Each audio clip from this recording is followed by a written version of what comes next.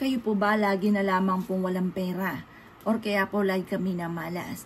Ang dami nyo na naging negosyo pero lagi nalulugi. Ako po ay may share sa inyo. Mainam na subukan nyo po ito mga boss ha. Upang sa ganon, masigit ka na makatrack ng swerte lalo na sa pera. Ngayon po mga bossing ko, ang gagawin nyo lamang, ito yung ating dahon ng laurel.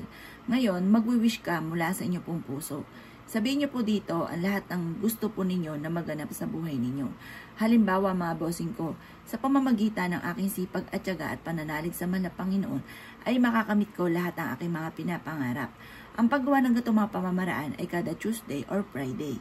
Unang araw ng buwan or huling buwan ng araw or kaya po ay full moon. Ngayon po mga bossing ko, gawin nyo po ito nang mula sa inyo pong puso. Pero kung kayo po'y nagmamadali at sa mga araw na nabanggit natin ay hindi ka pwede nyo siyang gawin kahit anong araw. Basta sa umaga nyo siya gagawin sa mga bandang alas 7 ng umaga. Ngayon po mga bossing ko, kumuha ka ng isang mangkok na dahon ng laurel. Pagtapos na po kayo mag-wish mga bossing ko, ang gagawin nyo lamang. Basta pag nag-wish ka, walang gamit na sana, direct to the point ha. Pwede nyo ibulong sa dahon ng laurel ang lahat ng gusto ninyo at pwede nyo siyang sunugin. Pwede rin naman po mga bossing ko na sa bayan na kung marami kang dahon ng laurel, ilagay nyo siya sa isang dustpan, tapos sunugin nyo siya ng sabay-sabay or sa isang kaldero kasama ng uling.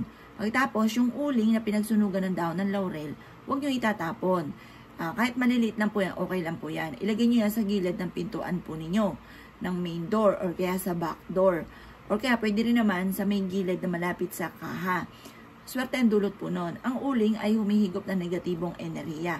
Lalo-lalo na kung may pinagsunugan ka ng dahon ng laurel sa uling. Proven po yan.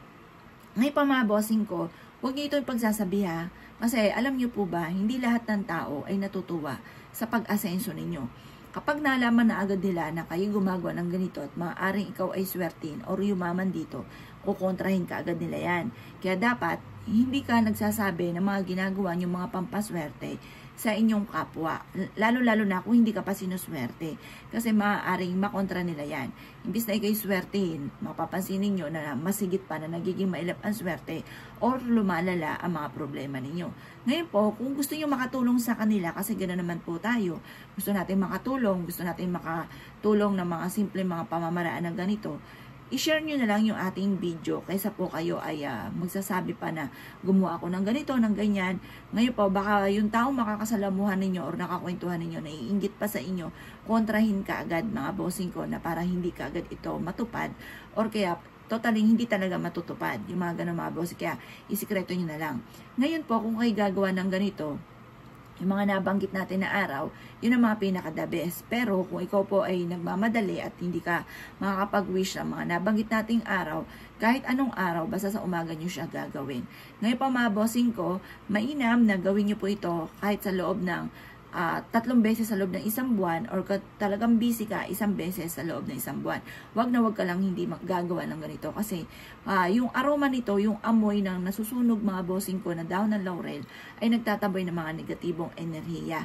Kaya kung kininiwala at naisyo po itong gawin ay siya mga boss, good luck po sa inyo po lahat.